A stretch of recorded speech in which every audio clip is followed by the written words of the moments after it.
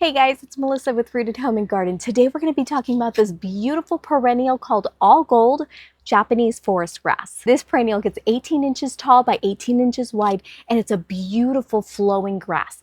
As you can see, mine is quite small because in the wintertime you do want to cut it down. That way in the spring, new leaves will emerge and it will be so beautiful. Otherwise, it's going to look very tired if you don't cut it down. And we don't want plants to look tired. We want them to look their best. This type of grass is a mounding habit and it flows. The grass blades really just absolutely flow all the way around and it looks so whimsical and so beautiful. I have this planted in my garden in several spots. This plant does need afternoon shade, especially if you live in a hot area like I do in zone 9B. But if you live in really cold areas, this plant can survive all the way down to -20. That's cold. We don't get that cold in this area, but maybe you do. Now this plant looks fabulous in the ground, in pots, regardless of where you put it, it's going to look stunning.